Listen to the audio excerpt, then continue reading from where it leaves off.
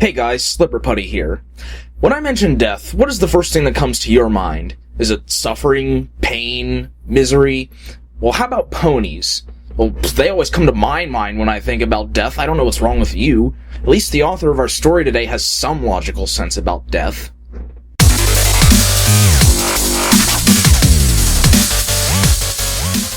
The story we've put under the microscope today is called Cheating Death by Will Eisen. It's tagged as a sad comedy adventure human story, totaling about 30,000 words altogether. Now, if we were going to thoroughly analyze the story like we've done with other stories in previous reviews, we'd probably take about 45 minutes or so. So, in an attempt to make this review more user-friendly, we're going to approach the story chapter by chapter. We'll discuss each chapter in 4 different categories. First, we'll give a brief summary of the selected chapter. Summary. Then, we'll discuss the good, The good.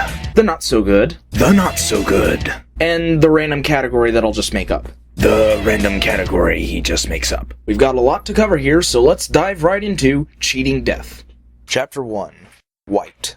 Summary. We begin with Felix Jackson, our main character, as he first realizes that he's dead. While somewhere in the void of afterlife, he meets Death, who says that he's got a schedule to keep. On their journey, they come across a pony who's also died, and Felix has a short bronygasm. The 3 travelers finally reach Death's office, which apparently looks different to everyone. The pony, or Gusty Rush as she is called, learns that she died right in the middle of her circus act. Although initially upset, she learns later that her death was actually for the greater good, which makes her very happy. The same can't be said for Felix, however, because apparently his death was a mistake. He died saving a young girl from colliding with a train when his intervention wasn't really necessary. Because Death is a nice guy, he intends to just rework a little paperwork to send Felix back to life with only a broken leg. Felix, however, screws with Death's paperwork, which results in him ending up in Equestria. He can't stay happy for long, though, because Death is hot on his trail and not eager to take him back alive.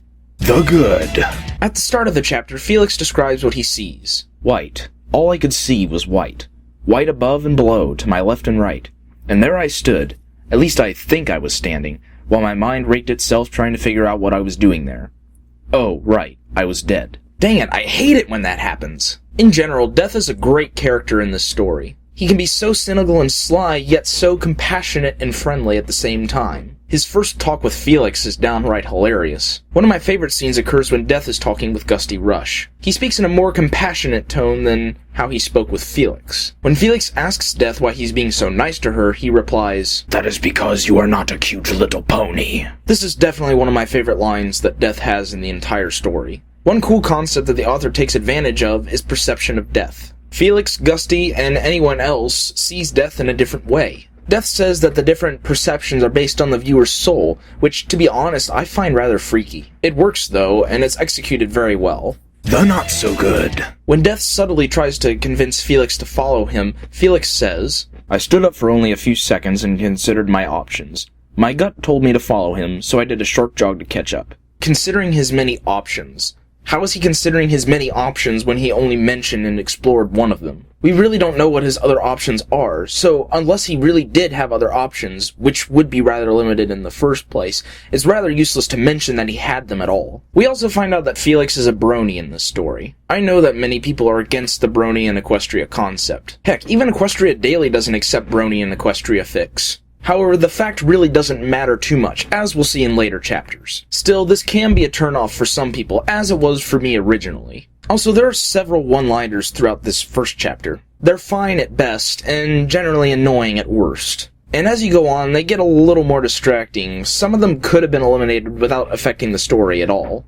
The physics. There are a few details of Felix's death that just simply don't make sense according to earthly physics. First off, how did the girl get a broken leg when Felix threw her away from her imminent doom? It seems like he must have thrown her pretty hard in order to break her leg. Now, we don't know exactly where he threw her or how fragile she was, but it seems highly impossible that he would have broken her leg like that. Second, how would she have been able to fit underneath the train under the rails? She would have to be very small, and assuming that the average 9-year-old girl is about 4 feet 5 inches tall, she would have to really scrunch down in order to avoid the train underneath those tracks. Finally, Felix was hit by the train, which apparently caused him to fly through the air and snap his spine. Unless the train stopped immediately after impact, he shouldn't have flown through the air. He should have been crushed underneath the train. Overall, there is a lack of realism in this part of the chapter, which might be annoying to some. But again, we're talking about realism in a story where a My Little Pony universe exists. Have it your way. Chapter 2. Water. Summary. After landing in the Everfree Forest, right next to the castle in the Season 1 premiere, Felix decides to head out to Ponyville. Crossing the rickety old bridge also featured in the premiere, he runs into some potentially fatal problems, such as the bridge's faulty boards and a devilish woodpecker. But his troubles aren't over yet as he accidentally runs into a manticore. After some failed attempts to get rid of the manticore, Felix finds a stream and jumps in, hoping to swim away from the beast. And he does, by falling over a waterfall. And he dies. Or at least that's what Death wants him to believe. Felix doesn't fall for Death's trap, though, and throws him away. He wakes from his unconsciousness and swims out of the water, determined to hug a pony before he leaves Equestria permanently. The good. There are a few good references in this chapter, mainly the one referencing a certain Queen song. After my confirmation that this was indeed real life and not some fantasy, I proceeded to look out for nearby landslides, lest I face some harsh reality. So opening my eyes, I looked up to the sky to see the sun directly overhead, so it was noon, I estimated. Later on, Felix describes the Everfree Forest's repetition in trees. The scenery to this forest was becoming more repetitive than Hey Jude meets dubstep. I wonder how that would sound.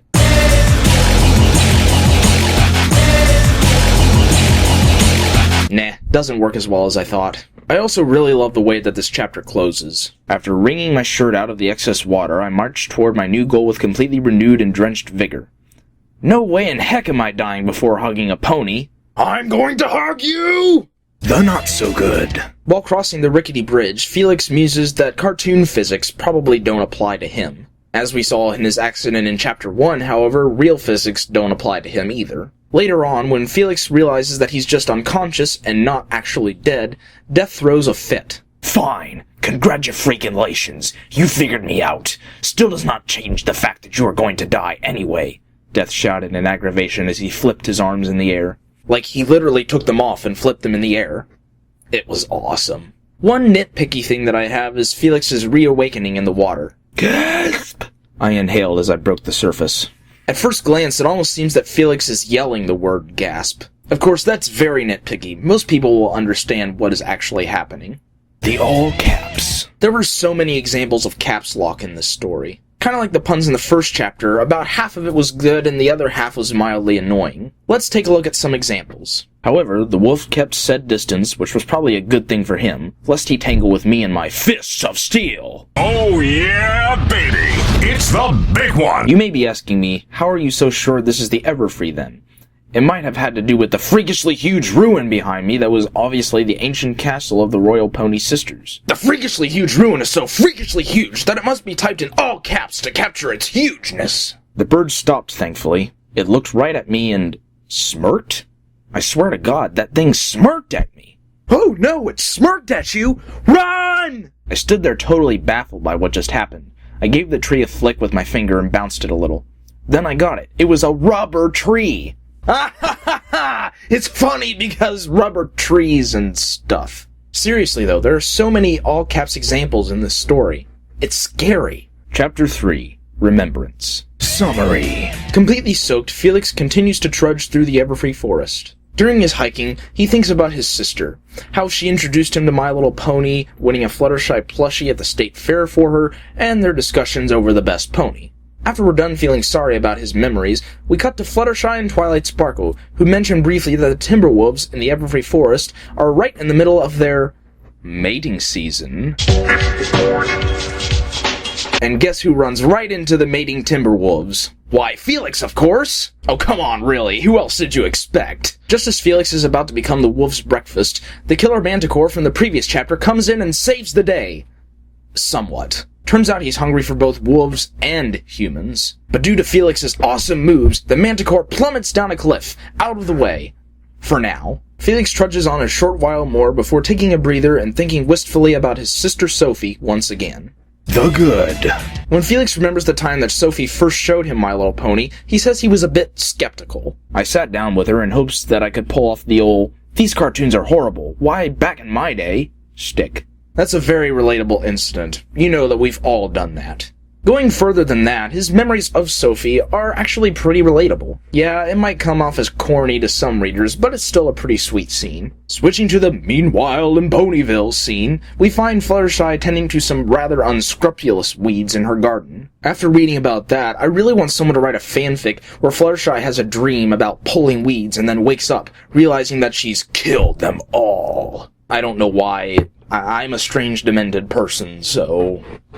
yeah. The not so good. This is what happens immediately following Felix's winning toss for the Fluttershy plushie. I was stunned. The game host was stunned. My mom was stunned. The president was stunned. The prime minister was stunned. The pope was stunned. The Philistines were stunned. Satan was stunned, and in his moment of weakness, God finally ended their arm wrestling match and brought peace to the entire universe. And then there were none. Returning to the Ponyville scene, specifically the mention of mating Timberwolves. Why? I know it's supposed to be funny, and it is to an extent, but it just doesn't seem to fit very well with the story as it should. Plus, it's giving me all kinds of disturbing imagery, and I don't want that. Finally, when the Manticore shows up again, we learn it's the same Manticore who tried to eat Felix before. How did it find Felix over all of that distance? Do Manticores just have good tracking skills? Did it master interdimensional space travel? Did it use the power of Deus Ex Machina? Well, I'm going to say it's because the plot demanded it. And when the plot says so, it is so. The exclamation points. One of my fellow reviewers was annoyed about the author's use of exclamation points in the narration. Here's some examples of this. Oh sure, I could have said something less stupid, but let's see you trying to be witty when you're about to be the main dish for a party of 6. I could easily use this as an improvised weapon. Now for some reason, exclamation points in narration annoy the crap out of him. It doesn't annoy me as much, but it seems to annoy him quite a bit. Here's his fanfiction account, go spam him now. Chapter 4, Truth. Summary. After Felix has some jumbled dreams, he has a vision of Sophie condemning him for his selfishness. At first he thinks that Death is just playing a game with him, but Sophie convinces him that she is what he fears. So he wakes up from that dream, or vision, or whatever it was, and sets out to find some breakfast. He quenches his hunger with some raspberries and sets on down the mountain that he slept on last night. But guess who he runs into? That's right, Sophie with a huge evil eye hiding behind the bushes. Actually, no, he runs into the Manticore. Again. He disables the giant beast temporarily with a cringe-inducing nutshot and quickly hides in a distant tree. As the Manticore crashes under the tree, Felix jumps on its back and attacks it, eventually sending it crashing to the ravine below. Felix sits down to rest and thinks back to his time with Sophie at the state fair. We see more into their carefree conversation about ponies and such, and this is important, Felix promises that he'll get a real Pegasus for Sophie to play with someday. On their way back home, though, their car collides with a semi-truck, and Felix wakes up dazed in a hospital. He learns that he and his mother have been severely injured, but Sophie, she died. The feels! Roared the audience. The good. At the beginning of this chapter, moments of Felix's life are flashing before his eyes. Moments in time flashed before me. The bike I got for my birthday, my first kiss, my first slap from kissing too long, graduating from high school, watching My Little Pony with Sophie, leaving my parents' house, moving to the city, making obscene gestures in class, farting too close to an open flame, thinking I was going to die from a paper cut. Right after this, we get his confrontation with Sophie, who is supposed to represent his regrets and denials. This is definitely one of my favorite scenes in the entire story. It's written extremely well and is genuinely scary. The same thing can be said about the car accident scene. We have a strong connection with both Felix and Sophie, and the feels just take you down by force. The not so good. Felix's wound from that Manticore apparently only turned into a thin layer of shiny pink skin. If it was as lethal as the story earlier described, it should be more like a giant scab with the yellowish plasma stuff. Unless he ripped off that big scab like a boss, but that seems highly unlikely. We also see that Manticore.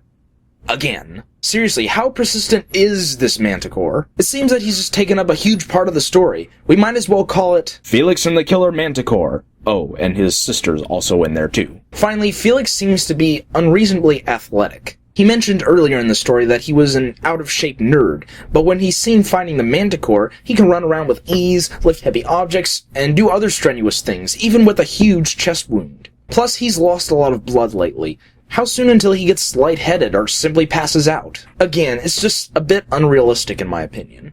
The trees. Another one of my fellow reviewers noticed several mentions of tree limbs in this chapter. Here's some examples. My footing was lost suddenly when I stumbled over an exposed root and slammed into a tree. I looked down, not wanting to see my death coming, when I saw a large branch sticking out of the ground. The tree flew by me as my feet stomped into the ground. My foot slipped on a branch and I had to grab onto a tree to stop myself from falling, and it was a good thing I did. Sure, we're in a forest, so I'm not really surprised that there's so many mentions of trees and things, but that's what catches the eye of my fellow reviewer. Here's his fanfiction account, go spam him too. Chapter 5. Growth. Summary. We return to Felix, who's going through some intense pain and trying to recover from something that happened before he remembered the car accident. He finally returns to his senses, though, and continues on his journey. Only he can't remember what that journey was for. Suddenly he starts hearing voices and organ music. Don't tell me that Granny May's gone crazy again. Following the sound of the music, he ends up at a church where a funeral is taking place. He walks up to the coffin in front of the church and finds Sophie. God, the feels! But then comes the twist.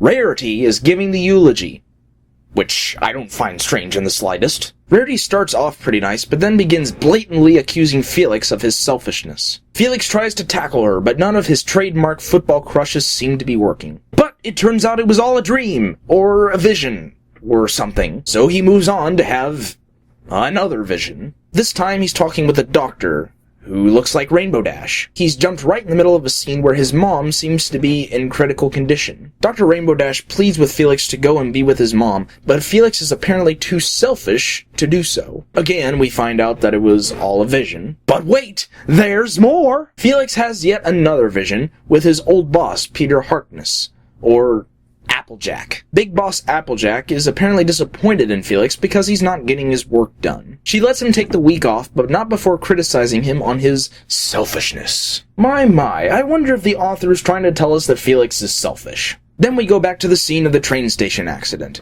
Only this time, Sophie is there too. And then stuff happens that I don't want to take the time to describe. But all of that stuff helps Felix realize that he needs to conquer the monster, which represents his fears. So he does. Sophie appears again, and Felix announces to her that he has changed. For good. He fesses up to Sophie, which pleases her. So she leaves. Feels. No time for feels for long. Sophie is in trouble.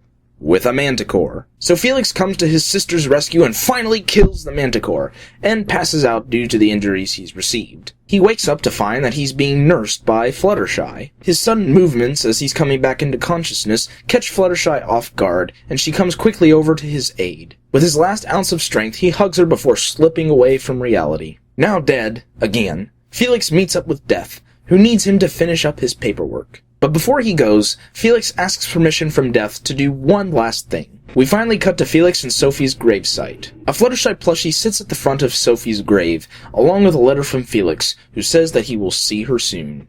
The good.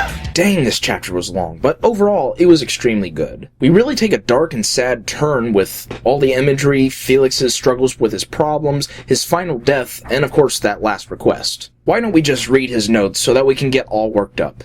Dear Sophie, I did it. Sorry it took me so long. She says she can't wait for you to come and play with her. See you soon, sis. Love, F. The F is for feels.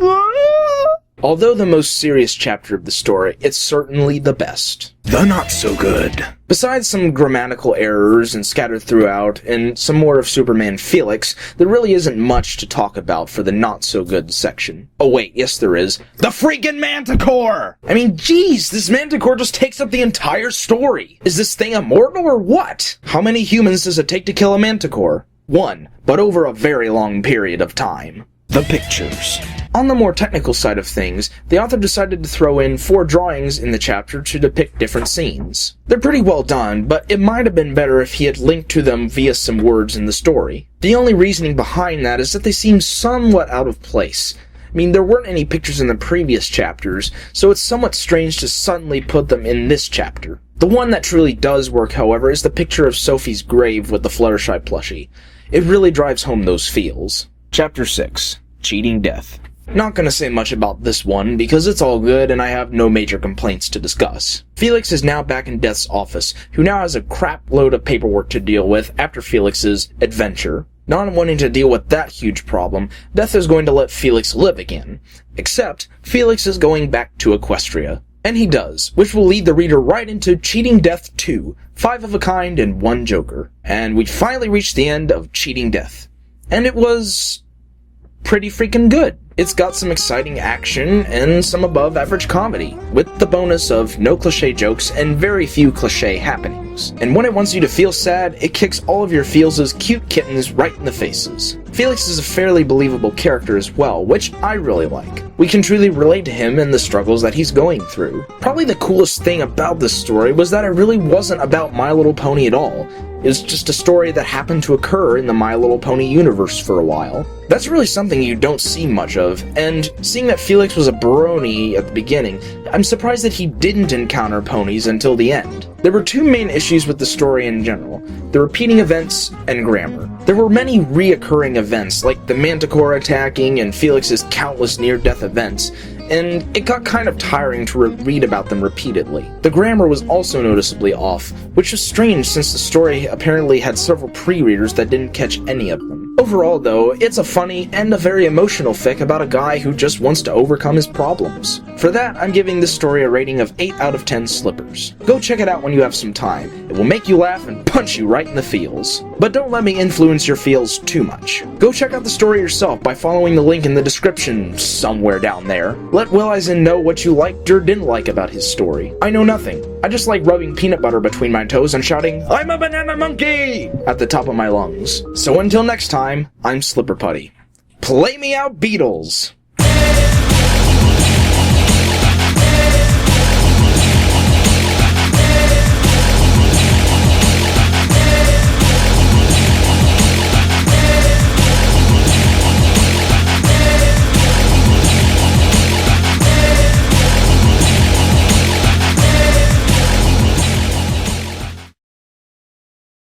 Hey Jude. Wah wah wah wah wah wah.